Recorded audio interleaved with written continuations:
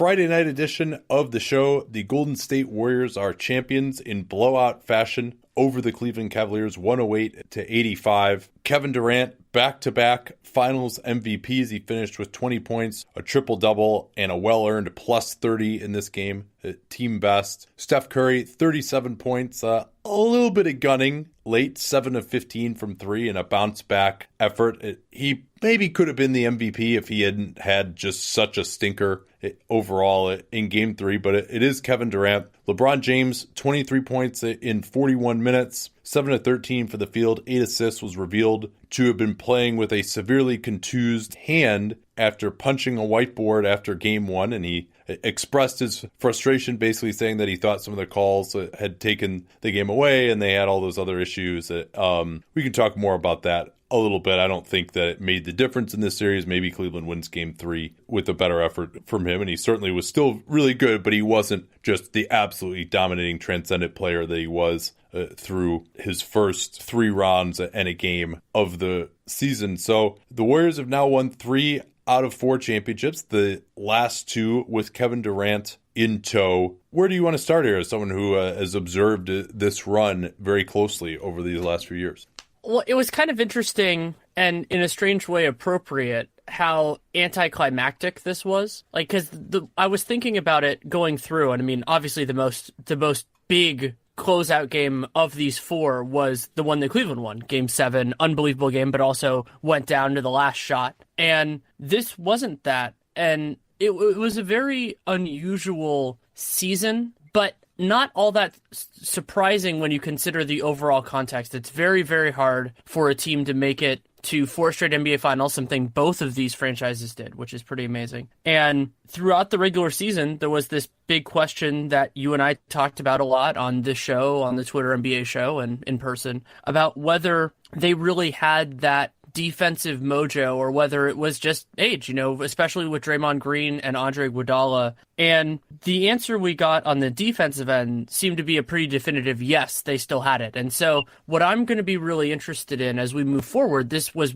far more relevant against Houston than against the Cavs due to their differing defensive strengths. But I'm interested in where this team goes offensively. They've been historic over the last couple of years, and so they didn't face the same kind of challenge in the finals other than Game 1, but that's the nature of having a historically great team. Yeah, I think last year's team to me was way better than this year's team.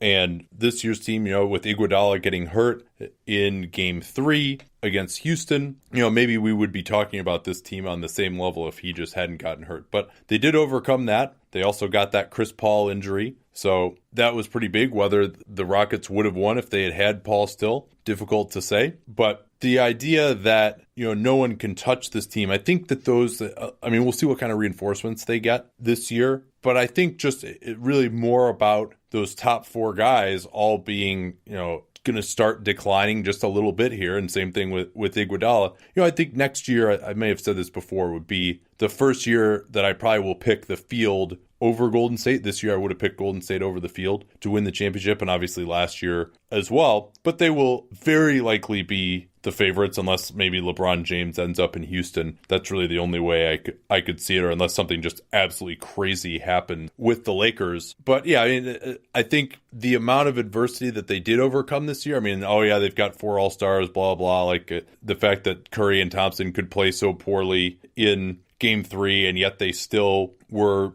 able to put up a 118 offensive rating and win because KD was so good. I understand that. But, if we had kind of an average strength finals team going up against them, I think it would have been much more difficult for them than this Cavs team. And this Cavs team was flawed, other than the Raptors, who won 59 games and just for whatever reason had this huge block against the Cavs and just don't play well in the playoffs. They didn't really beat any elite teams in the East playoffs. And so it was a great accomplishment for LeBron to drag these guys here. But, they were overmatched, and I think everyone realized that coming in. I think this is our first finals sweep since 2007, actually, which also was LeBron and a similarly talent-challenged Cavalier team. Should we talk a little bit about where this Golden State run ranks from a historical perspective at this point? Well, I want to do more digging on it myself, but preliminarily, it is the best postseason record in a 4-year span in NBA history. It is, I believe, the most regular season wins in NBA history over a 4-year span.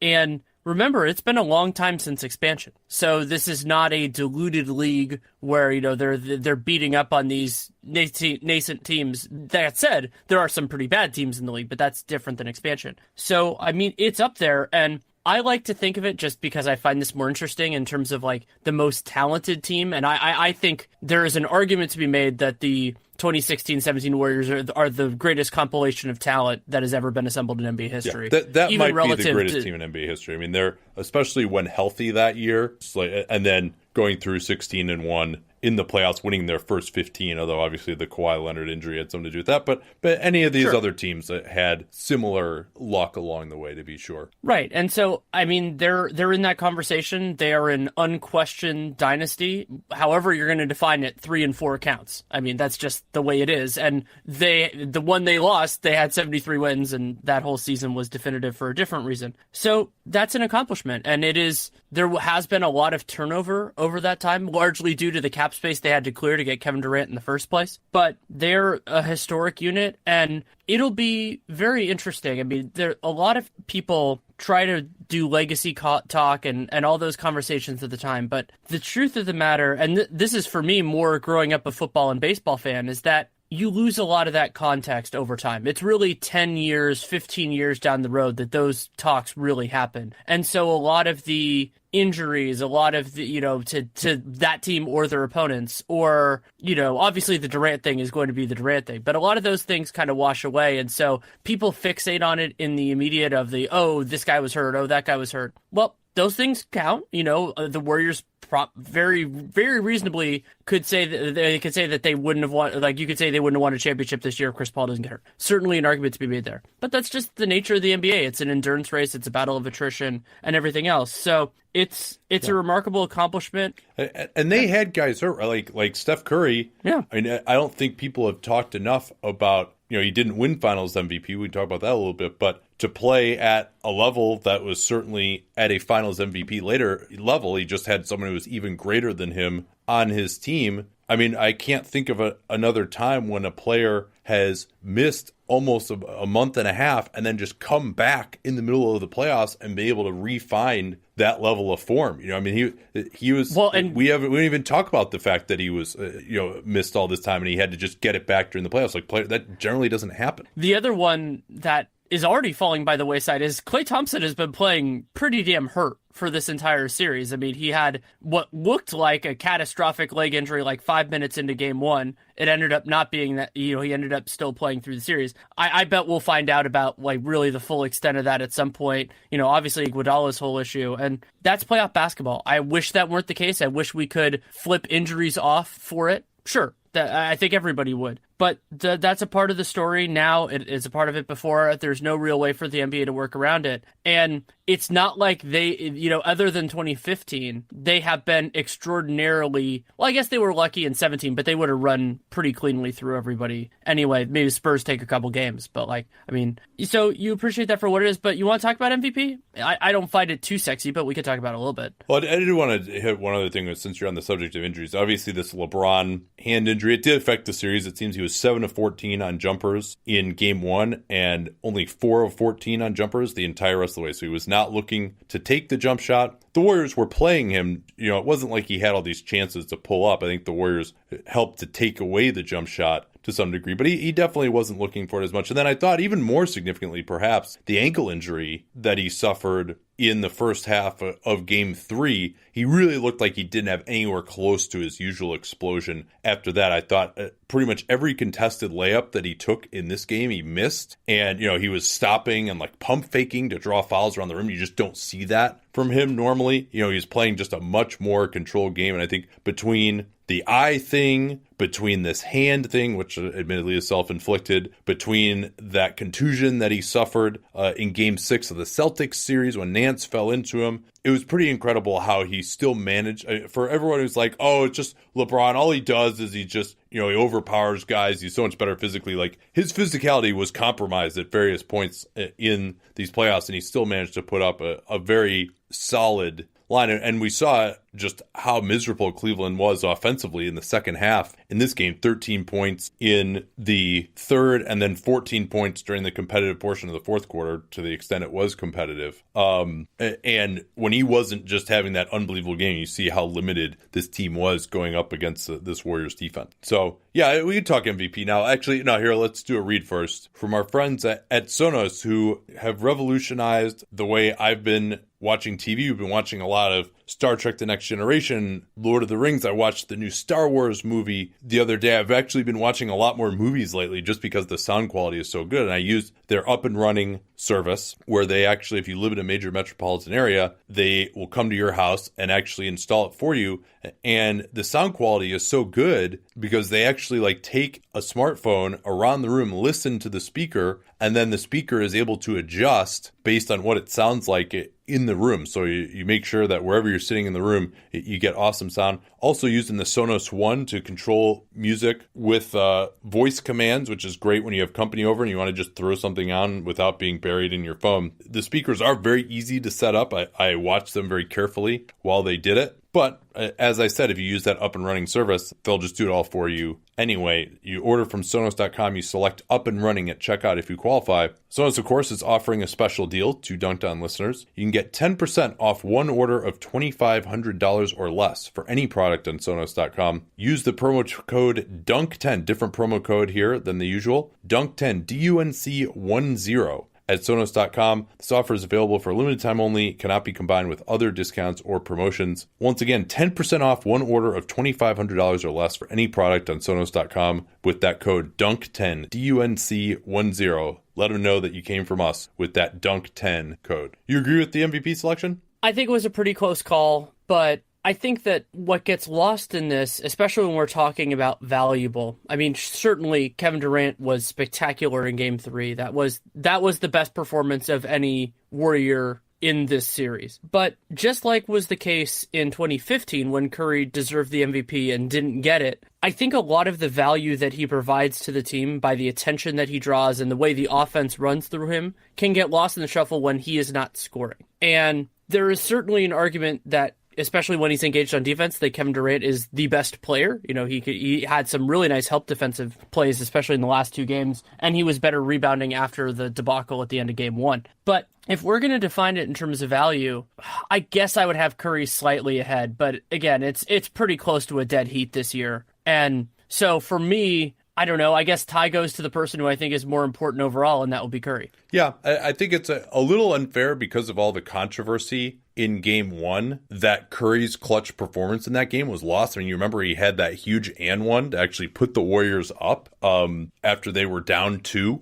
And then he had a nice overtime as well. He was pretty good down the end of that game. And KD was awful in Game 1, but on both ends, I thought, particularly defensively, although, you know, he did have the LeBron assignment, but his defense was a big reason why LeBron put up 51 in that game. You know, I thought Curry was the better player in 3 of the 4 games, but then his Game 3 was just so bad, the 3 out of 16, that it was difficult. And KD probably gave more defensive value. But also Curry, I thought, had a really nice defensive series, as he did against the Rockets as well. I mean, the number of times that, you know, LeBron just like took advantage of Curry, there were a few of those times. You know, and part of that was because they had Tristan Thompson on the floor. They just didn't have the level of spacing, and there was no Kyrie Irving to worry about either. But you know. Well, and also remember that they were giving Clay less dangerous assignments for a lot of this series, especially in game 1 and game 2, because he was coming back from an injury. They had him off George Hill, which is usually who Clay would be guarding if he had been full strength. Yeah. Well, in any event, I think if I had a vote, I would have voted for Curry,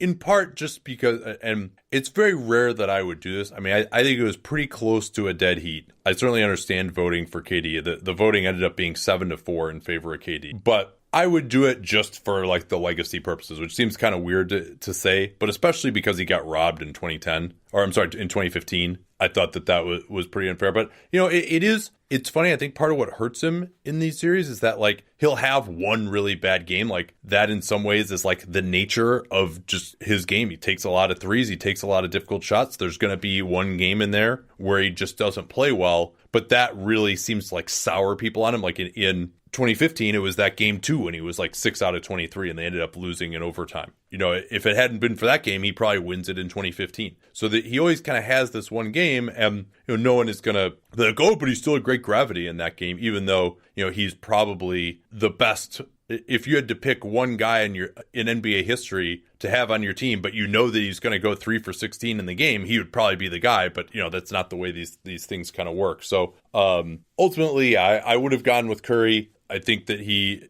has been a good enough player that he should have that on his resume. As I mentioned, I didn't agree with the Iguodala one in 2015, but Kevin Durant is certainly a worthy choice. And it's not like Steph Curry didn't play well. I mean, he played at a higher level than many a finals MVP in the past. It's just that he also had Kevin Durant on it. Yeah, I don't really have much else to add there. Any other kind of takeaways from this game? I thought that one thing that was notable is that no Cavs really had a strong performance. I mean, there were players that had little stretches, but nobody really stood out. I mean, we talked about LeBron's struggles, and he certainly, he had a solid game, but it wasn't a LeBron spectacular or anything like that. And that certainly made it harder for them to come out with a win, but they weren't going to win this. They weren't going to win this game. When the Warriors were engaged defensively and had that 13-3 lead early on, you're like, okay, I think I know where this is going. Yeah, you felt like Cleveland's only chance in this one was to get a big lead early. And in fact, it was Golden State. Cleveland came back a couple of times, were able to take brief leads. But other than that, the Warriors seemed to be in control most of the way, led by 9 at halftime. That I thought the biggest shot of the game was Curry at the end of the first half. Steve Kerr takes a timeout to get him back in because they're worried about foul trouble with him. He slips the screen. He's got LeBron on him. LeBron knew exactly what they're running. He slips the screen, gets open, pump fakes just enough to get LeBron's hands down, and then actually shoots it over him for the 3 to give him a 9-point lead. And I think that took a lot of the air out of Cleveland at the end of the half. LeBron messing up his hand to the point where it affected his performance by hitting the whiteboard, like, that's pretty sorry. It's a shame that happened, but I mean, to get that bent out of shape, it seemed like mostly because of the refs and then a teammate's mistake. And, they had like the viral video of him just sitting there and like, not interacting with his teammates after the JR gaffe, which, by the way, I've said this on Twitter. I did not say it on the show, that the Cavs were better off from that gaffe than if JR just never gets the offensive rebound. Because if he doesn't get the offensive rebound, then Golden State has a chance to win it in regulation. At least he got the offensive rebound and took the possession away from Golden State, even if, he obviously made a huge blunder afterwards. It's still, the entire sequence overall was positive. But it was funny that JR makes this great play to get the rebound, then makes a dumb play after that. And it was like so deflating to Cleveland. I thought, LeBron can be a little bit difficult to play with sometimes. People always talk about what a great leader he is, but he's moody. And this was certainly an example of that, of like, what are you thinking if you're LeBron's teammate in that huddle and he's just utterly despondent? Like, you're not, and you saw they came out and played in the overtime. There's the idea that, the game was over. I mean, it seemed like that he was just so upset, and then so upset after the game, they had a chance still to win the game in overtime. So it was, I'm not going to kill LeBron. I think with this playoffs, at some point we'll have to do a reassessment of whether he or Jordan is the greatest player of all time. But he has made that a conversation, and he's still, at 33 playing at probably a higher level than Jordan was playing at 33, which is amazing to think about it, because Jordan probably has the best longevity other than maybe Kareem of any player in NBA history. So I'm not a LeBron hater by any means, but I do think that he can the team takes their cue from him in some respects, with the drama, with the defensive effort, with the not trying in the regular season, and then with things like this, and then breaking his hand. I mean, that's just, there have been other players who've done that, like Larry Bird famously suffered this nebulous hand injury for maybe getting into a bar fight in the 1985 finals and didn't play well after that. But that's kind of sorry. Like, he should be better than that. Like, that is a big mistake, and it really hurt his team's chances of winning, and that's something that he's going to have to own. There are certain characteristics that I just expect to see in a LeBron James team moving forward, a lot of that informed by this season. And I wonder how that roller coaster ride is going to play out if it is somewhere other than Cleveland. I mean, you think about what happened this year where they just, some of it was personnel, but they were just flat on defense the entire regular season. And they were better, certainly, in the playoffs than they were in the regular season, but they had the good fortune of facing teams that weren't really suited to take advantage of their foibles enough. Like, if Boston had Kyrie or Gordon Hayward, I think they would have had a much better go of it. I think they would have won that series. And things not working out and LeBron being a factor in them effectively turning over half the team at the trade deadline, that's going to happen, I think, at moments in time. And the juice is worth the squeeze with LeBron James because he's still the best. I think he's still the best player in the world when he's engaged. I mean, we'll see what happens with his defense. I thought his defense overall was very disappointing in these finals. It would be nice if he didn't have to be the best defensive player on the team anymore. That might be nice. Right. And he will have the opportunity to ensure that is not the case, should he choose to prioritize that over the other many things he could prioritize. But I'm really fascinated to see where this goes and to see what he takes away from these 4 years in Cleveland. And I watched a little bit of his podium post-game, and he talked about, playing with smart players and all this stuff about kind of like why he left for Miami. Yeah, he's really been harping on pretty amazing. That. Yeah, and so I wonder about, with LeBron, I, as somebody who has talked with him a couple times before, he understands the way that his words are analyzed and construed and everything else. So I wonder where this is going for him. I'm sure he has some thoughts already. And also, I want to express my deep, both self-interested and not self-interested hope that he can decide faster than 10 days into July, because I'm not ready for that. Yeah, well, hopefully my sports business classroom students are hoping he decides faster, because hopefully I could be engaged in that instead of having to worry about all the signings that happened, 97 signings in one day, back in 2014. But we have a lot. We could talk much more about LeBron's future going forward. We'll do a Cavs offseason preview at some point. Same for the Warriors. But last thing I wanted to say here about Golden State. I believe that this is the greatest 4-year stretch that any team had in NBA history since the Russell Celtics, and that was just such a different era. And I might even, just because the Warriors have dominated so much in the regular season, and then their point differential in the playoffs. And their point differential in the playoffs this year was awesome too, right? I mean, I don't know where it ended up, but I think they had over a 10 net rating in the playoffs this year. That would be another probably top 5 playoffs in terms of net rating. I think they had the highest ever last year. 2015 was not as dominant, but they had, an all-time great regular season that year, had the 73 wins, obviously, in the year that they didn't win it. You do make a little bit of a delineation between the first 2 years and the second 2 years because of adding Kevin Durant, but, it's hard to say those are the same Warriors in 2015 as they are now. But a lot of the things are the same. Draymond Green, the switching, the beautiful system that they run. But yeah, I mean, if I would be hard pressed to point out a better 4-year stretch in NBA history than this one. So I just went back through. So the Warriors ended up with a plus 11.4 net rating this year in the playoffs. That is in the playoffs. In the playoffs, that is the 4th best net rating in the playoffs over the last decade. Number 1 being the Warriors last year. 2 is, I believe it was the Spurs the year that they won the title over Miami, 14. And then interestingly, the other one was a team that didn't win the championship. That was the Dwight Howard Magic. Yeah, that team just dominated the first 2 rounds, and then and I think they even won their 2 games against the Celtics in relative blowouts. That was a weird series. They went down 3-0, won 2 in a row, and then lost game 6 on the road. But yeah, I mean, the only other stretches that would come to mind, and for a 4-year stretch, obviously there's the three-peats from the Lakers, but then on the years on either side of that, they didn't make it to the finals. The Bulls, maybe you could say 1990, they got to game 7 of the conference finals, and then they won 3 in a row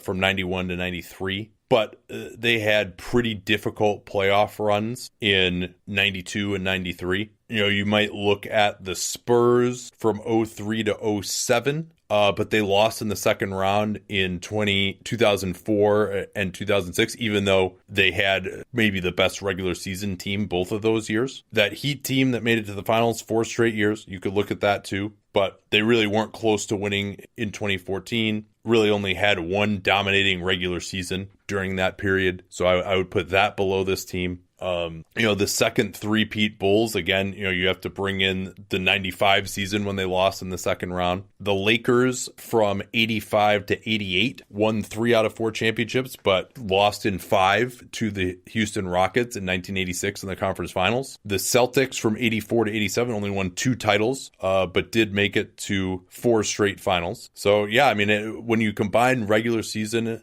and postseason dominance, certainly the Warriors have as good a case of anybody. And I think when you combine those two, you would probably have to put them highest, especially when you look at the 73 wins and losing in Game 7 of the finals in the 1 year that they didn't. I think that's as good a place as any to end. And we have some other fun topics to talk about. Oh, yeah.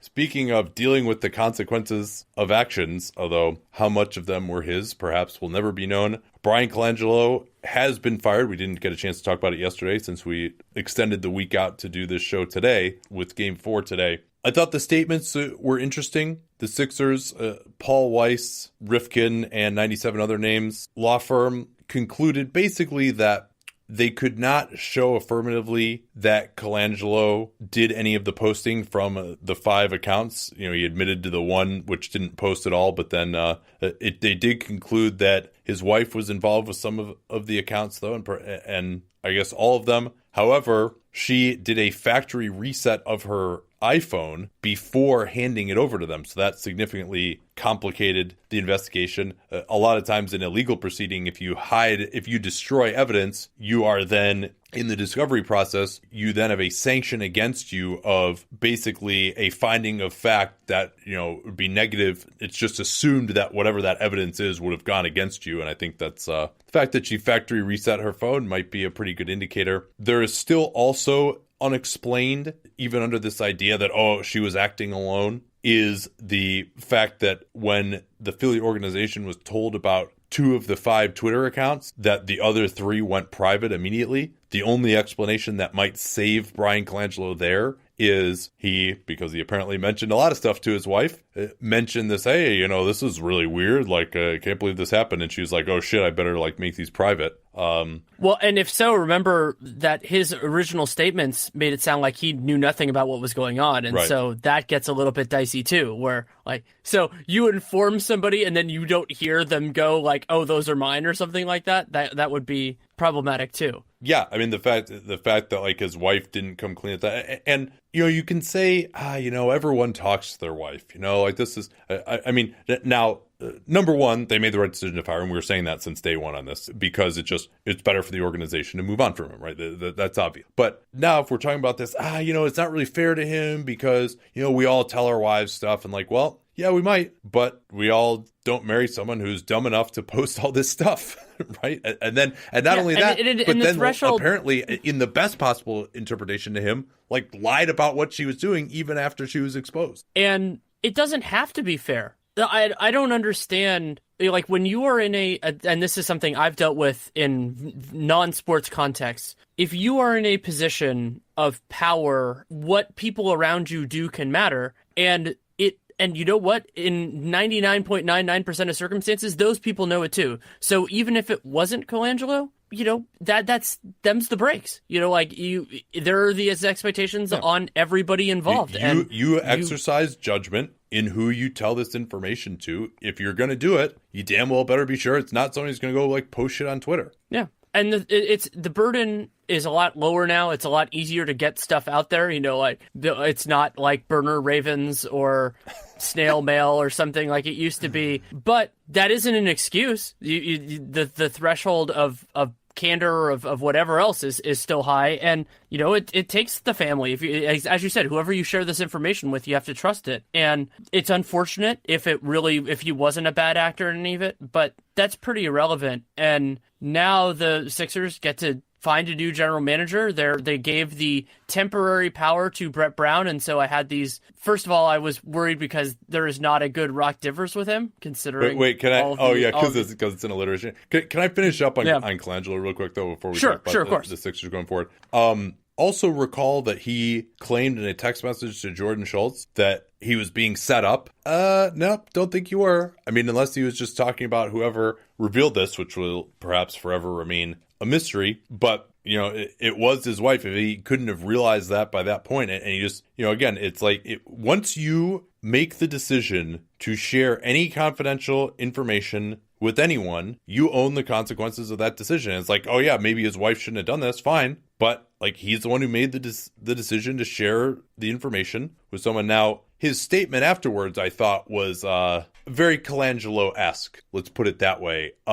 In just its tone deafness, they had these rabbit ears. They were terrible managing the media in part because they're so worried about what people thought the whole time, it seems like. But he basically said, I never recklessly shared any information. That's what the Paul Weiss statement said. I vigorously dispute that characterization. Well, how did she find out about it then? Was she like Bodner said this on his pod today, is she like having a conversation with Mark Eversley or Ned Cohen and getting it from there? All of this stuff. So that's number one.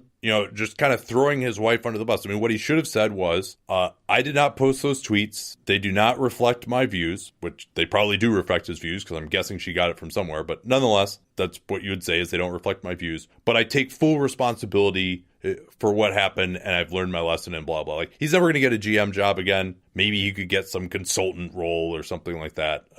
But like, that's what you say here is you take responsibility instead of basically like throwing your wife under the bus and saying, well, we do have to work through this. Like, my wife made a mistake. Nah, you made a mistake too here, man. Like, and clearly he was discussing these matters with her with a vehemence that like informed her tweeting. That's one part. Another part is it's still not even clear that part of it wasn't him or that there wasn't someone else in the Colangelo family as well, because, some of these tweets were like referencing like Mark Aguirre back in the 80s. Like, I am skeptical that his wife and had like a very different tone as well. Also, like some of the Eric Jr. tweets were like said posted from Android and she had an iPhone. So that's certainly some interesting circumstantial evidence there as well. So the whole thing is crazy. Yeah. Let me say one other thing. And again, this is an if true statement. Yeah. If the speculation that is out there that Jerry Colangelo tried to put his thumb on the scale. Well, that is not. I mean, that is not speculation. That is reported by multiple sources to Kyle Neubeck. Okay, so if that's there, he has to be fired. There is no, because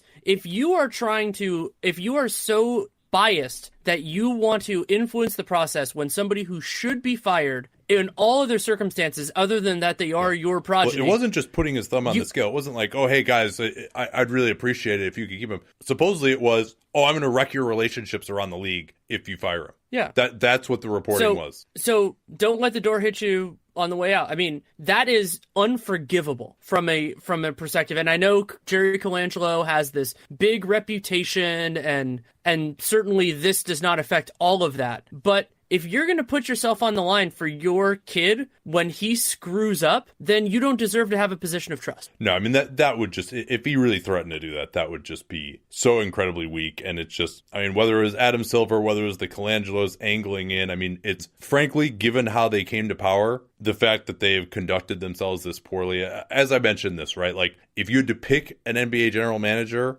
there's one other one who I won't name who would be on that list for me as well, who is very media conscious and has rabbit ears as well. But it would have been in the top two and probably the top one for like that this would have happened to. And just the way they came to power was and then the fact that it ended up being Bryan Colangelo after, the only other candidate interviewed was Danny Ferry, ironically enough, another scandal-plagued guy. It's just, frankly, like, I'm glad to see the back of these guys. No arguments here, but we have a lot of other news to get to. The place I want to start, this is just brief, but from Albert Namad, who you and I both respect his work on this a lot, he is projecting the BRI to end up at about $7.1 billion, and that would mean the salary cap would go to $101 million, which is the estimate that the league has been using now for, I think, about a year. Yeah, and he also noted that the average number of playoff games is 84. There were 82 this year, so should be right about the same level. We had a very short second round, a long conference finals. First round was about average, and obviously the finals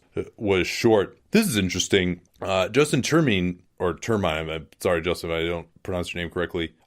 He spoke with Kiki Vandeweghe a few days ago, and the NBA will be experimenting with a challenge flag during Summer League, which they also has existed in the G League already. And I really like that. I like that better than some of these other reviews. I mean, I'm not saying they should eliminate all the other reviews, but I think that could help keep the game moving a little bit more. It could also even just, review just some completely ridiculous foul calls that could maybe get overturned in the last couple minutes. I want to see what the implementation is, and I admit that I'm not that familiar with how they did it in the G League, but I'll be looking forward to that for Summer League, although having to pay attention to the end of Summer League games might be difficult.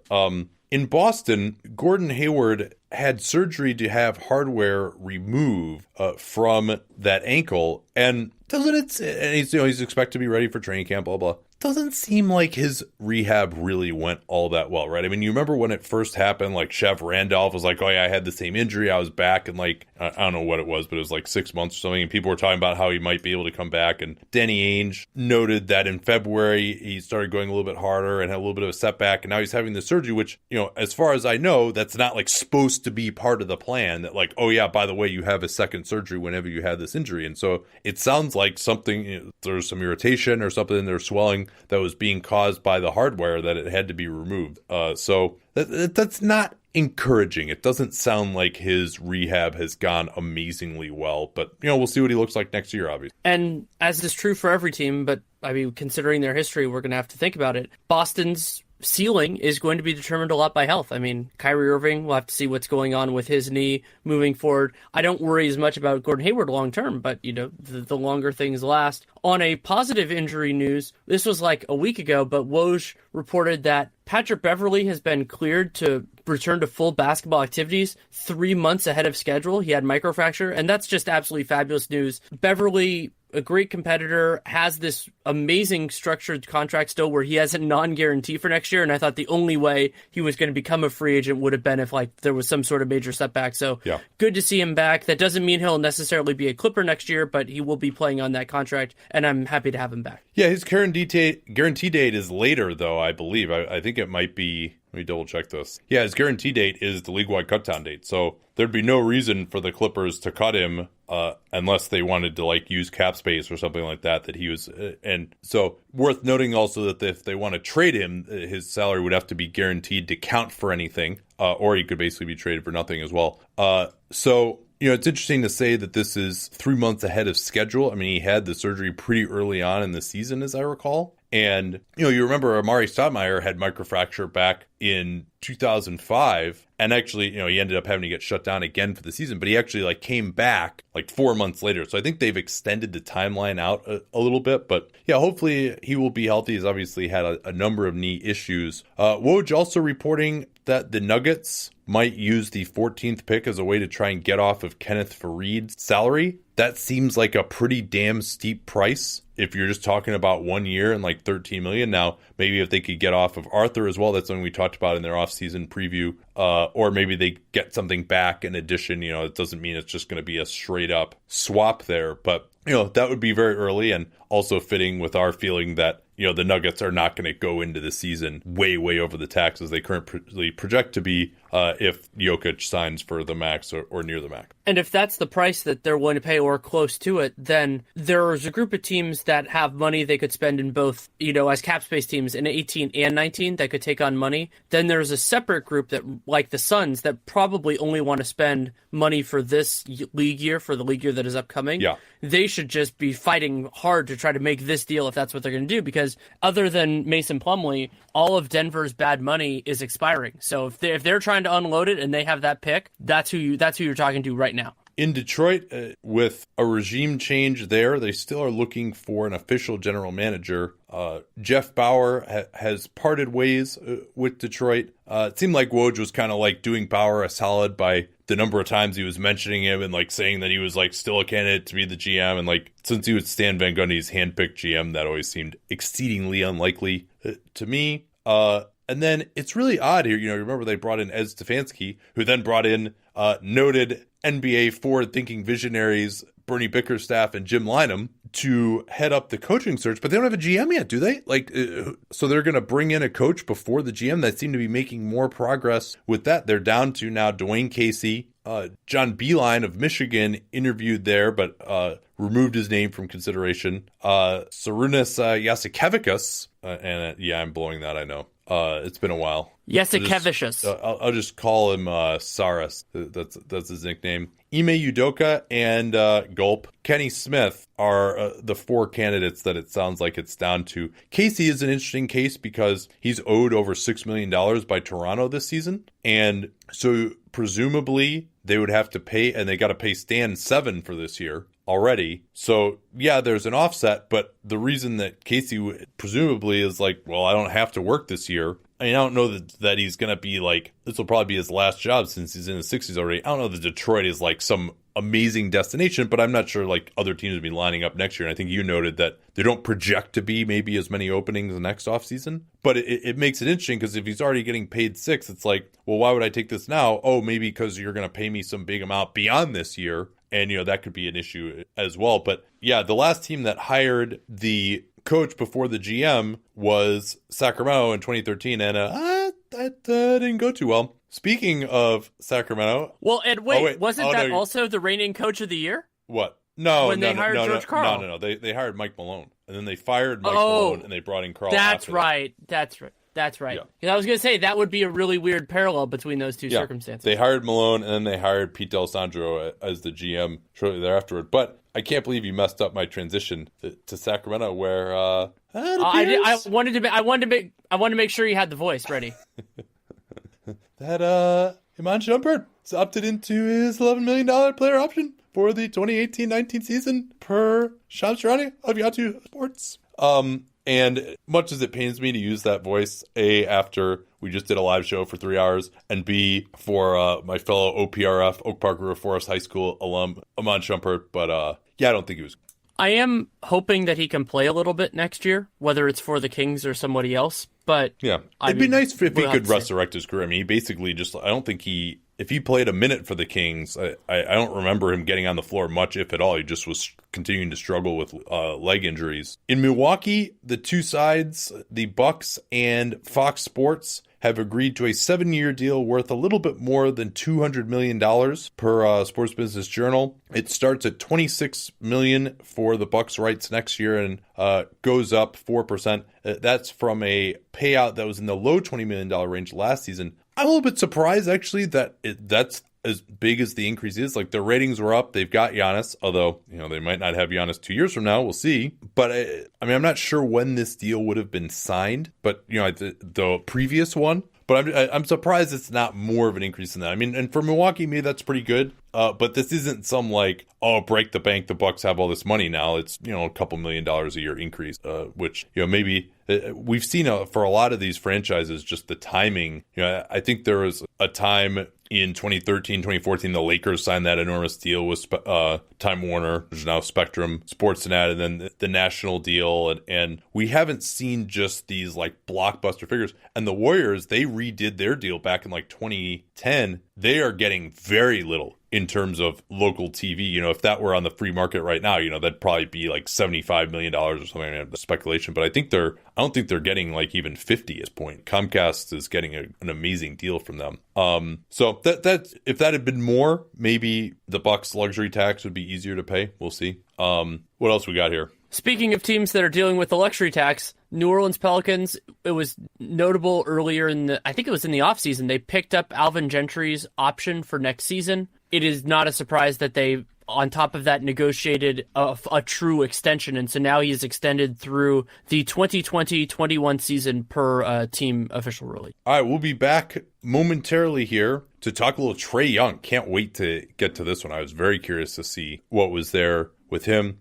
But first, this from Omaha Steaks. We still got time before Father's Day to get an awesome Omaha Steaks Father's Day package for only $49.99. They deliver hand-trimmed, flash-frozen, and vacuum-sealed meats directly to your door in an Omaha Steaks cooler. Got mine a couple of weeks ago. They sent it a little early for Father's Day, but they wanted me to have a chance to try it out so I could talk about it to you guys. And we went to a barbecue last weekend, brought over a couple of the filet mignons, a couple of the sirloins, a couple of the hot dogs, and definitely all that stuff was a big hit. Had a bunch of people try it just out of the goodness of my heart, and also so I could talk about it and see if they liked it. They did. Aside from the hot dogs, the 2 filet mignons, the 2 sirloins, you get 4 chicken fried steaks, which I have not had a chance to try yet, but I'm certainly fired up for as soon as I can eat carbs again. 2 boneless pork chops, 4 all-beef Omaha steak burgers, plus 4 more Omaha steak burgers free with your purchase, a pound of steakhouse fries, 12 ounces of all-beef meatballs, which I really enjoyed, and 4 caramel apple tartlets, in addition to an Omaha Steak seasoning packet. This limited-time package is only $49.99. When you go to omahasteaks.com, at the very beginning, just type in cap space in the search bar. That'll take you right to that Father's Day package. Once again, omahasteaks.com.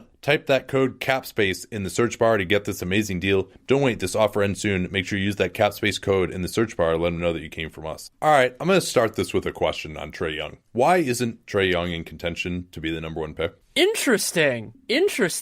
Okay. Like, I want to hear the negatives first, because I mean, just what he did statistically this year and a lot of what he put on film, I mean, was pretty damn impressive. Like what is the reason why we're not talking about him at the top of this draft with the way that we know the modern NBA game is and how big shooting and ball handling can. Okay, a couple of different things. One of the games I watched was against Kansas State. It ended up being, and I didn't know this at the time, it was recommended to me as one to watch for him. A game playing against, I think his name is Brent Brown, who is the point guard for Kansas State. He's a legit athlete. Like, I don't know if he's an NBA player. I didn't watch much K-State this year. And Trae Young wasn't creating as much separation. He was forcing some shots. And also when he played against Alabama's bigger, they put bigs on him, he wasn't able to attack that in the same way. You're talking about and also, they're switching? No, they didn't even switch. They just straight up put a 6'8" guy on Trae Young for the second half of that game. He wasn't creating a ton of separation. And the other point for me is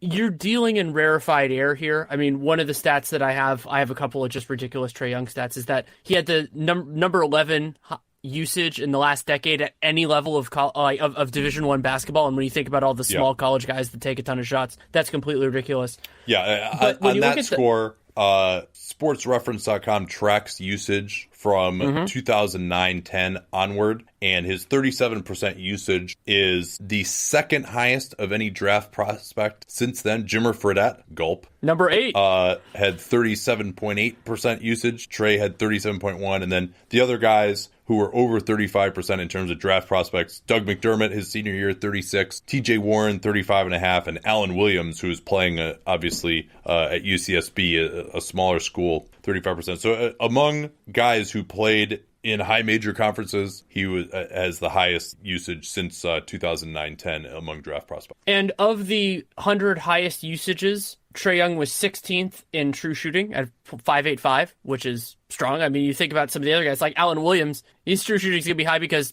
he did a lot of dunking back when he was he wasn't a banana slug, he was a gaucho. That's what Santa Barbara is. I should know this. And so you have that. And then also, Trae Young attempted 10.3 3-pointers per game. That is actually the same frequency that's in terms of attempts per game that Steph Curry did his sophomore year at Davidson. His junior year, Curry actually took fewer threes. And that gets into something that's hard here. So again, you're dealing with rarefied air. Curry, those 2 years, sophomore year, 10.3 threes at 44%. Junior year, 9.9, 39%. Redick was in the low 40s. And he was similar attempt rate, though Redick's offensive role was different than Trae Young's. And so the biggest reason for me that Trae Young isn't that level is that I don't think he's as good a shooter as those guys are. He's very good, but I don't think he's that level. And that's one of the reasons, that's one knock against him, is maybe the ball just doesn't go in as much. He shot 36% from downtown. The other reason, of course, is just that he's not athletic, right? Like that's got to be the other reason, really. He's just not quite quick enough. He'll get attacked defensively. We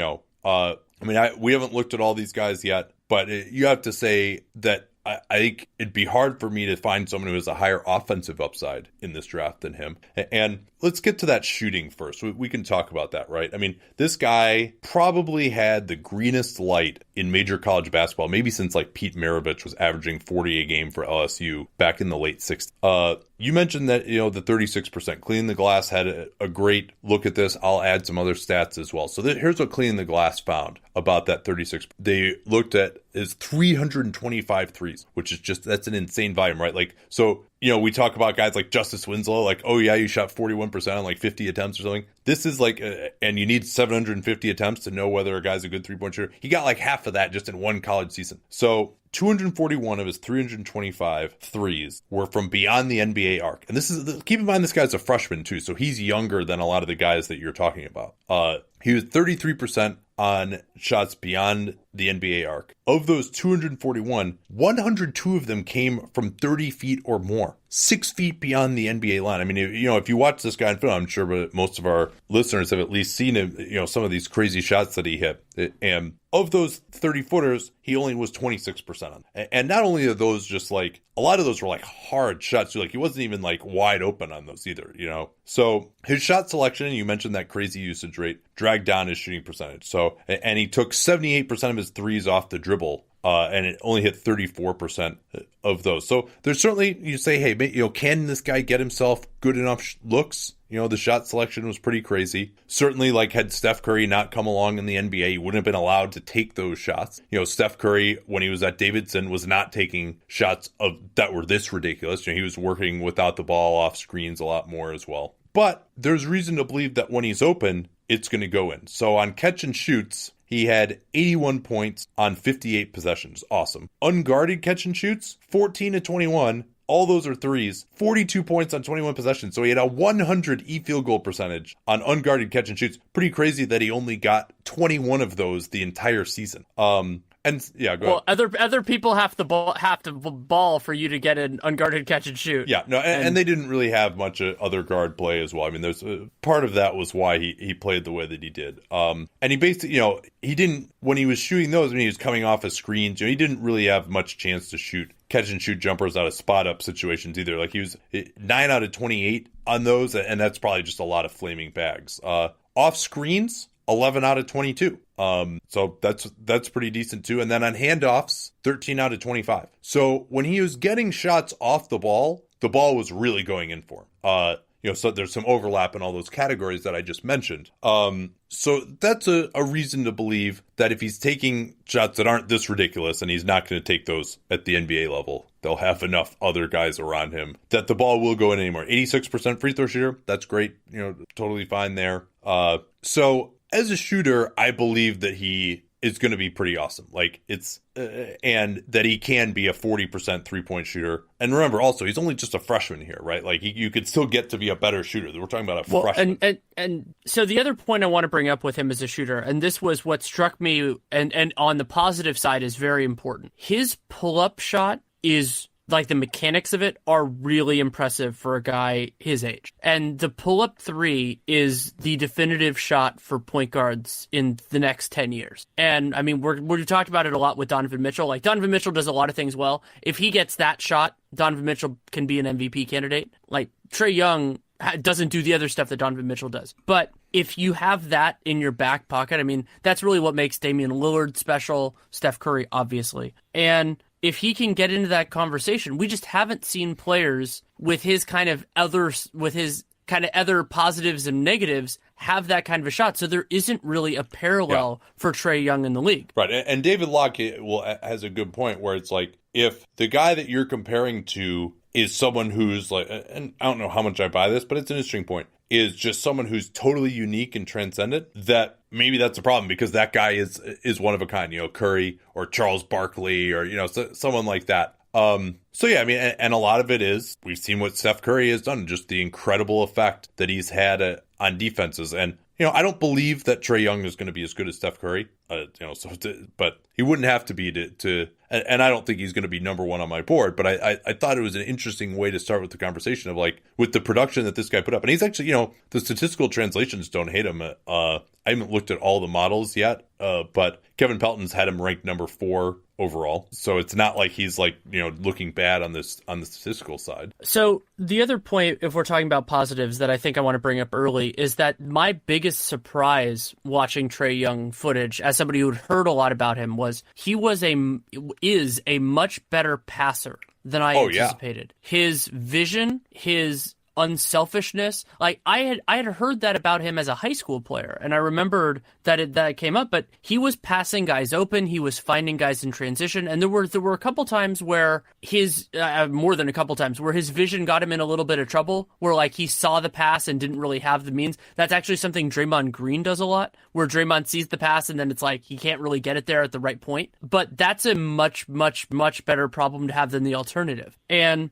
I was really impressed by that. The one kind of concern on his passing that I have is that because he's on the small side, he measured at the combine a little bit under 6'2" in shoes. I gained an appreciation for the Ben Simmonses and the LeBrons of the world because the angle of their passes even if they see the same thing, like even if Trae Young sees the same pass Ben Simmons would see, the angle of the pass just makes it a lot easier to defend because it has to go a little higher, it's a little slower. Yeah, exactly. Yeah. And against NBA caliber athletes, that gives them time to recover, unless you're really passing the guy open where like you getting it to the cross court. Like LeBron throws a couple of those, but LeBron is also LeBron. So I was very impressed with his passing, and I'm like, why isn't this as big of a story? Because he was wonderful at that, and he wasn't asked to do it that much because he was the kind of the teammates. When I was watching the Oklahoma footage, he had a nice catch and shoot big man along with him, but he didn't really have as many opportunities as he will in a modern NBA where there's just so much offensive capability now because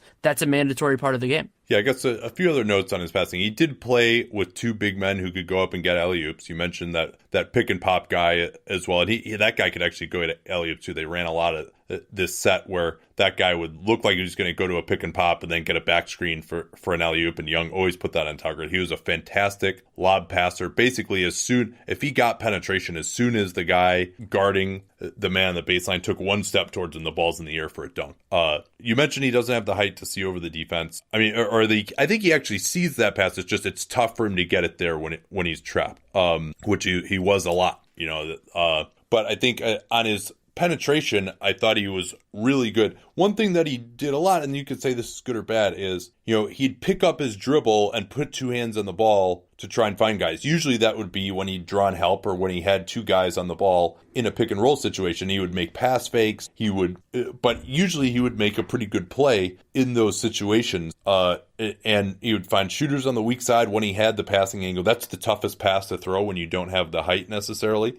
115 of his 217 assists were actually in transition. And he was fantastic at throwing like long hit-ahead passes over the defense. Like if a guy got a step on his man, he would throw it to him. Now, Young also averaged a staggering 5.2 turnovers per game and had an 18% turnover rate. So that's pretty high, even for college, where there are a lot more turnovers overall. That's not great. He definitely tried a lot of stuff. There's a lot of pressure on him, to be sure. And he also he would be the inbounder a lot, and he would throw these awesome inbound passes like all the way to the weak side to shooters as well. I mean, he definitely has very, very good vision, and that's something that I believe will almost certainly translate. I mean, you don't see these guys who average like 8 assists in the NCAA like not have that translate as far as being passers, as long as they get the ball in their hands. Even, going back to like a Kendall Marshall or something like that, like even Kendall Marshall would average a lot of assists, even though the rest of his game didn't work and then he tore the ACL.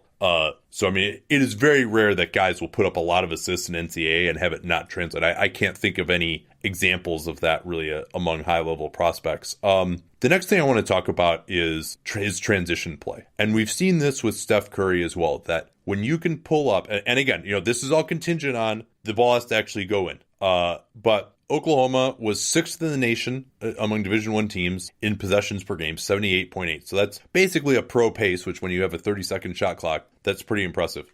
They had 22% of their possessions occurred in transition per synergy. That was number 2 among major conference teams in D1 behind Creighton. And Trae Young was basically pushing all. They don't have anybody else who can even like dribble the ball up court, basically on this team. Like they outlet the ball to him every single time. They didn't have grab and go guys.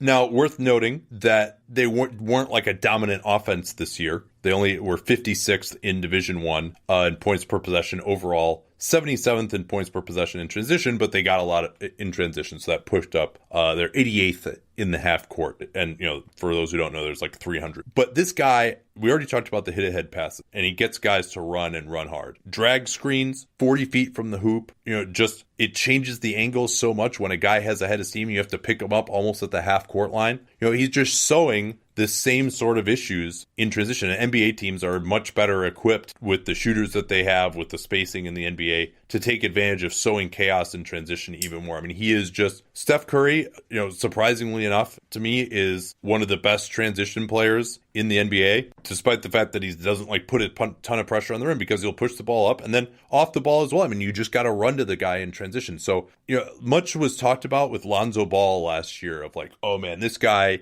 is going to like totally transform a team in transition. And the Lakers did run pretty well. And he'll do the hit-ahead passes. Like Lonzo Ball did a good job in transition this year. But Trae Young, to me, is going to give you so many more transition opportunities when he's fully formed than even Alonzo Ball, because he just has to be guarded immediately and is this great off the dribble shooter, and just is going to sow so much trouble when you have to pick him up 35 feet from the basket in transition, or you got to be totally aware of him when he's running off the ball. And that's another thing I like about him just in general, is like, he didn't play off the ball here, but his fit as a point guard is really good offensively. He can play off the ball as well as such a good shooter. So that's probably, I think, the thing, kind of the transition, and then just, the fact that in theory you're going to have to double team this guy away from the basket.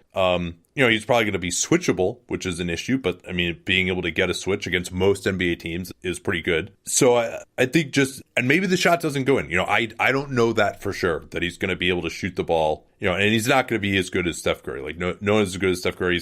We'll talk more about his finishing and stuff like that. But just in terms of like all this, like, we're going to have like these big guys be number one. And it's like, this guy is the modern NBA. Like, you are not learning the lesson of what actually wins on offense and like why Steph Curry is good, to not see like what this guy's potential is. Again, I'm not certain. There's a lot of uncertainty with him. We're talking about like, one or two of a kind players here. But if that jump shot goes in, even with some of the other limitations we talked about, I mean, he's just going to be awesome offensively. Like he's going to be a very good offensive player. You brought it up a little bit, but the finishing is a concern. The number that I saw was 51% shooting at the rim. That's pretty damn far from great. Like, the guy that I kind of thought about there was Dennis Schroeder. Where that's about, kind of the finisher. And Dennis Schroeder is a way better athlete than Trae Young is. Now, you can make an argument that having better spacing, play, some of those lineups that'll come out there, better schemes and all that can bump that number up a little bit.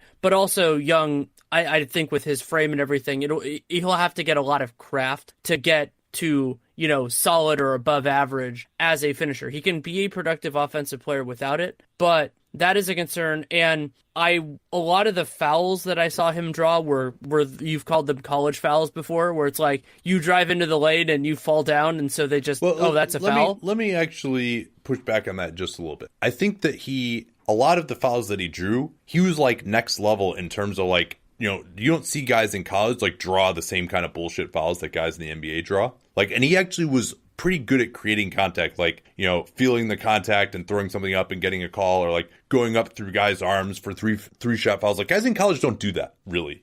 For to my knowledge, I don't watch that much college basketball just, to see some rando like junior from Kansas State or something. But generally, when we've looked at prospects, we haven't seen them have that type of game. And he averaged 8.5 free throw attempts a game, which is, again, he had this crazy usage, so maybe that's not as great, but that's a lot of free throws. And he shot it at the 86% clip. Some of them were college fouls, to be sure, but I thought that he actually like was pretty good at call seeking behavior, which for a college freshman, like, you don't see that. I'll grant you some of that. Something else that I'm a little bit concerned on with Young, and this also might be the sample. Are you going to talk about the finishing? So I want to add a little more on that. You can go to that. It's tied in, but it can be a separate point. Well, so he doesn't have a ton of craft finishing, right? I mean, if you talk about Steve Nash, Steph Curry, both those guys have a little more size than Young. Similar to wingspan, Young's about 6'3" wingspan, same as Curry. Curry is faster, at least certainly now. Curry has worked on his athleticism a lot. I don't want to preclude that from Young, but like Steph Curry, I don't see Young just watching him out there as like, a guy who can go up and like in an empty gym, like throw it on some nice dunks the way Steph Curry used to be able to still can to some degree.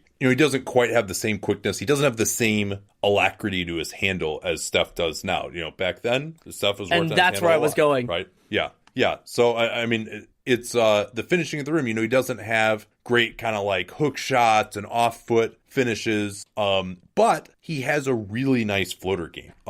He doesn't release it that high, and that's the same thing with his jump shot too. We'll talk about the versatility of his jump shot a little bit. But out of pick and roll, 35 points on 23 possessions on floaters, 16 out of 22 on floaters out of pick and roll. Now, he only had 60 points on 62 possessions total on floaters, but a lot of those were plays where he just kind of got in the lane. He didn't really beat his own man. He had to force it up over somebody. When he actually like can get open on a floater, which, in a normal pick and roll coverage, you would expect he'd be able to do, it was money. Like, it was, 22 is not that many shots, but it really looked good. Like, you could tell when he was being contested on the floater, no, it didn't look as good. But when he was kind of had a good look at a floater, if the big was back, it looked really, really good. And he also, his operation in pick and roll, it's not amazing. His handle like could be tighter, but he showed some ability to get the guy on his back again, like have the guy run up his back and draw a foul call that way. Like he's pretty good pick and roll operation. But you were gonna move on to something about like him improving his handle, I guess. Well, I just didn't think he had a lot of shiftiness. I think a lot of it is based on the respect for his jump shot. And the other thing,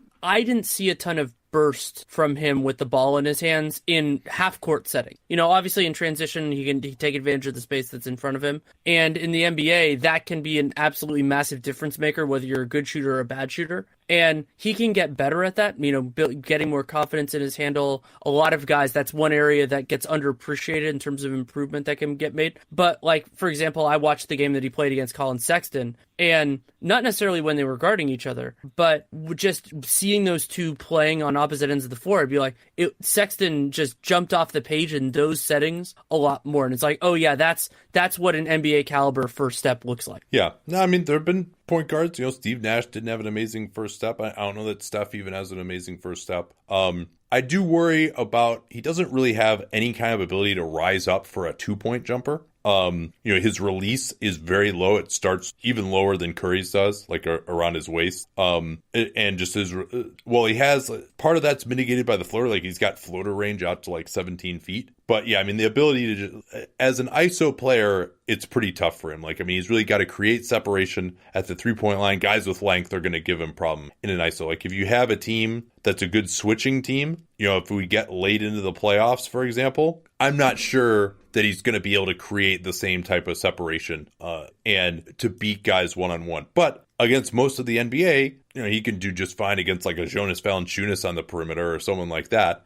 So you're probably going to, in pick and roll, be able to force a trap, or he'll be able to get a decent look at a shot coming off conventional pick and roll defense. He does have some pretty good creative moves. Like I saw him do a sham god. He had this like crazy behind the back move where he picked the ball up and brought it behind his back as he was picking it up and took a shot at the end of the half against TCU. So I think like he's got a lot of creativity. A lot of it's going to be confidence for him. A lot of it's going to be given a decent rope to develop, because remember again, when Steve Nash took a while really to become Steve Nash, and he played 4 years in college, I believe. Curry played 3 years in college, and then, so is much more of a developed player. He's going to have a lot more growing pains, even if he eventually can be talked about in the same breath as those guys, which again, the odds are against that. The odds are against any draft prospect being that good. But he does have a lot of creativity to his moves, and I think he just loves playing basketball, loves coming up with moves and ways to get better. So I think, especially as a finisher, I expect him to get better.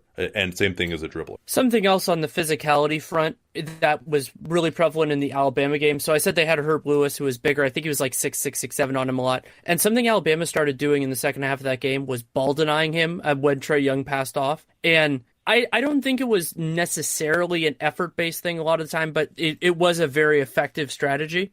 So at certain points he was trying and just couldn't really create separation. And so in the NBA, you have to be really, really good to have a team actually execute that other than in a playoff series. I mean, we saw James Harden can be effectively ball denied, and yet it's only reared its head in a couple of series over his entire career. So it's not a big concern, but it just kind of gets into one of the risks with him is just the gigantic athleticism jump that happens at every position, and just how that affects his ability to create quality looks, not only for himself, but also for other people, because the separation that you create doesn't always have to become a basket for that player unless you're Jordan Clarkson. It can become an assist. It can become a one player turning his head so that another player can get a back cut. It can be all sorts of other things. And so the definitive part for me with Trae Young is the pull-up jump shot. I think that will determine his career. But the amount of separation that he can create and how much attention he draws with everything, including but largely other than the jump shot,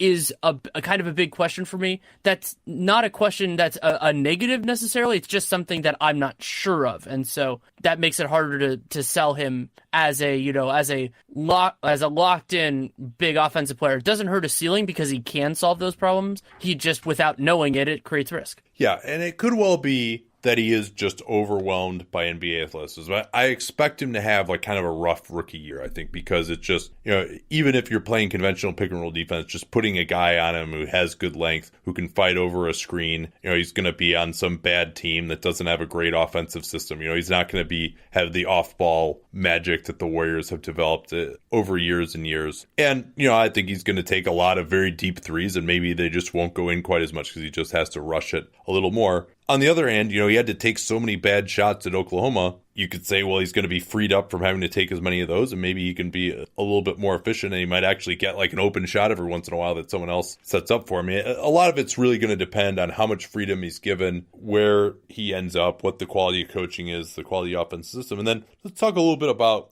his defense. Obviously, the tools are not great. Now, you're laughing. He had, 1.7? I want to say why. Yeah, okay. He was, and I went back and watched dedicated film on this because I wanted to watch it. He is one of the worst transition defenders of any lottery level talent I've ever seen. There were certain plays where he did something that you almost never see a good player do, where he moved out of the way of somebody who was driving the lane when he was the lead defender and just let that guy have a layup. And it wasn't like he was in foul trouble or anything like that. There were times when he tried and when he was figured out what the other team was doing where he was in the right place, but there would be these just super weird give-ups from him that were very concerning to me for a player who has the facility that she shows on the offensive end. Like, are you talking about like if he's just like the guy back on a transition break or something like that? Yes. Or so sometimes he would be in position to be the guy back on the break, and then he would just stop. He'd just be like, meh, I'm okay. Like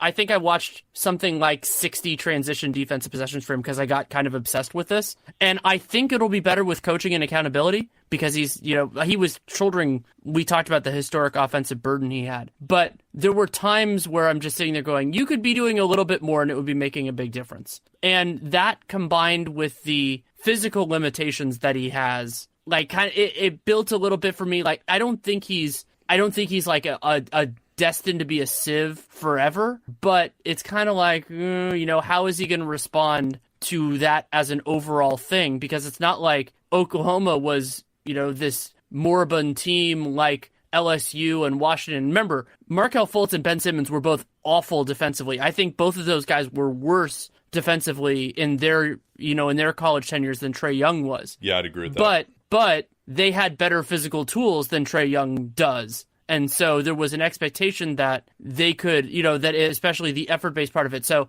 I think Trae Young can be an okay defender at the next level, but I saw some things that really bothered me. He's going to be a defensive negative. Now, again, he's a guy who, and we'll say this for so many of the prospects, I think sometimes it's good and sometimes it's bad that around draft time when we watch all our film, we've just finished watching the playoffs. I think it's good in some ways because it's like, all right, this is what basketball is like at the highest levels. You're really talking about a guy who's going to be a superstar. And defensively, like offensively, I think he could struggle against the absolute best competition. In isolations, he wasn't just like totally giving up. He was in a stance, but he opened up his stance very easily. He could be overpowered, obviously. He only weighs $178. There were teams that definitely would try to like get the switch and go one-on-one against him. But I thought that he tried. I would say that if I had to compare his effort level and intelligence to your average like star freshman point guard, I would say that he was actually a little bit better than average. I think he did a decent job trying to execute. Certainly there were lapses. This transition defense thing, I'll leave that to you. I don't really have a comment on that. But I'm not that worried if a point guard is like not stopping a one-on-one transition break. With his lack of length, I think he is really going to struggle to contest jump shots. And, he's not really quick enough to get into guys so much that they can't get the shot off. Like they're able to get separation on him and then just shoot right over the top. I think, and especially if he gets switched onto someone, which we're going to see quite a bit here. So, he's going to get attacked for sure. He's got a decent steal rate, but the tools are not good. I mean, he's going to end up being a below average defensive point guard. The question is just, can he make up for that with smarts and effort? And we'll see. I don't expect him to be a good defender. Now, is he going to just kill you by not trying and not executing? I am hopeful that he won't do that he can at least execute. And, there's a lot of bad defensive point guards. It is not catastrophic at any level other than, like, let's say the conference finals or beyond. At that point, yeah, it could be a big problem. I mean, we saw how good the best teams are now at attacking it, and if you think about Trae Young, you don't want to necessarily go, well, where's the league right now? You want to think, where's the league going to be in 4 or 5 years? Because that's more of when apparently everyone's going to have a bunch of big men, judging by the top of this draft. Yeah, they'll have a bunch of talented big men playing like 20 to 25 minutes a game. But yeah, I'm going to be very interested to see kind of how he fits in with that. And Young is what I find so fascinating about him is kind of going back more to get into the overall points with him is he has one of the highest ceilings for a player who has a floor that I'm very uncomfortable with. So there are a lot of guys that have high ceilings and low floors, but it's like with him, I wrote about this once for Real GM, but it's like this idea of like, well, what if it doesn't work? Like, what if the main thing he does doesn't work? And so I think that there could be that real downside with him, and that is worth considering. But then at the same point, you're sitting there going, and I've watched some of the film of the other guys, you're like, well, shit, but what if it does work? Yeah. And that's a big part of my thinking as well. And I mean, I'll tell you what, actually, I started this analysis kind of biased against him, and I tried to think of like why that was, it's just part of it was just, well, there can't be another Steph Curry. Part of it was, and I think probably the biggest thing that surprised me was the passing vision. Part of it was just, we want to like not believe in these like crazy college performance guys, right? Like Jimmer Fredette is a perfect example. Jimmer was 22 when he was drafted, and he was a lot less athletic than Trae Young and a lot worse passer, and Trae is probably a better shooter than certainly has more quickness and more ability to get his own shot, etc. But there is this feeling, or Adam Morrison, or like, it's just like, oh, this guy's overhyped if he's that good in college. It's like, you have to be on Kentucky and kind of like have this raw potential that it's like, oh, once you get out of the college system, you're going to really blossom in the NBA. Whereas, it's harder to make that argument with Young because he obviously had the greenest of green lights and everything was being run through him. And he was playing about as NBA style of basketball as you can possibly play at the college level. And you could argue that the green light really hurt his overall efficiency because he took some mind-blowingly terrible shots. Yeah. And that, it was kind of the nature of the beast. And I remember there was one that stuck out to me. It was, I think it was just in the random film I was watching. And I think it was a minute 45 was left in overtime, and it was a tie game. And Young just pulls from like 30 feet with 22 on the shot clock. Yeah, they were down 4 in overtime with 1:45 left, and he shot a 30-footer with 22 seconds. I was just sitting there going, what? But at the same point... and these are like contested, too. Like, it's not even like, oh, you bet you're going to back off of me. Like, he'd shoot like these fadeaways. I mean, there's some crazy shit. Like, well, and yeah. And I alluded to this on the Twitter show when we kind of teased that we were going to talk about him, of when Steph Curry misses, sometimes it looks so bad because it's like hanging in the air for a while, the nature of the shot, the confidence and everything like that. And when Trae Young had those nights when it's not falling, I think that was how the Kansas State game was, it looks awful. Like it's kind of the understated part of this 3-point variance is that you can have those games that are just so deflating, like the Rockets missing 25 threes in a row. But the hope is that he's going to get better opportunities, and I expect that he will, so that you can rely more on the foundation of his catch and shoot, more on the easier pull-ups rather than those like, oh no, I'm just going to take it from like 32 feet. Yeah, and he still has his passing to fall back on as well. Sure. It's just going to be so interesting of like, do NBA teams need to play him like, oh, we're going to trap this guy in the pick and roll? Like, is he going to be that level of player? Are you going to have to respect him that far out? Is he going to sow that chaos in transition? That's the big question. But I mean, the fact that I think he has the potential to do that is pretty crazy. And, I mean, like we said, maybe the ball just doesn't go in for him, or maybe just the amount of length just, caused him to lose confidence and he just can never adjust. But I think it's more likely than not that he ends up being pretty good. And so I'm probably more interested to see how he turns out in the NBA than, just about anyone that I've seen it in a long time. And I certainly enjoyed watching him, and I hope that he ends up being a pretty good player. Oh, so that's how I want to end this. Is this fascinating juxtaposition with the two players that we've watched a lot of film on and done so far. Trae Young, who is just such a natural fit for, in the best case scenario, or close to it, like let's say 60% and above. Yeah. For where the NBA is going. And just for team building, it's so easy to build around him. I mean, you have to play a lot of high pick and roll probably, and he takes a lot of shots, but he can shoot the ball, and it's like when guys can shoot like that, most of these point guards, it's like, okay, they got to have the ball in their hands. And if they don't, they're not really that great of shooters. So it's like, this guy damn well better be awesome. So there is a way that he can succeed, even if he's not like a superstar. He can still be, a point guard that you can kind of fit in other guys around reasonably well. Right. And so you compare him to Marvin Bagley, who is a world's better, run jump athlete, but doesn't really have a niche, doesn't really have a position defensively in the league. And so a lot of it is going to be about surrounding talent, coaching, scheme, and all that. But the comparison between those two guys as being where we started is just fascinating for me. Yeah, well, I can't wait to get to the rest of these guys. We're going to really lock in now that the finals are over, and hopefully be doing, one of these every other day or so, maybe even more than that. Draft is coming up, though. I mean, what do we got? We got 13 days before the draft, so hopefully we can get 6, 7, or 8 prospects in here between now and then, and we might have to do slightly more truncated version of some of the kind of, but wow, we've been doing this raw recording time for an hour and 37 minutes. Let's wrap this up here. Anything you got to talk about before we go? So it sounds like my offseason preview for the Sacramento Kings is going to come out on Saturday at The Athletic. It was submitted, but there was a lot that was going on today, so I understand that. Yeah. I will rolling have into the offseason strong here. Oh, yeah.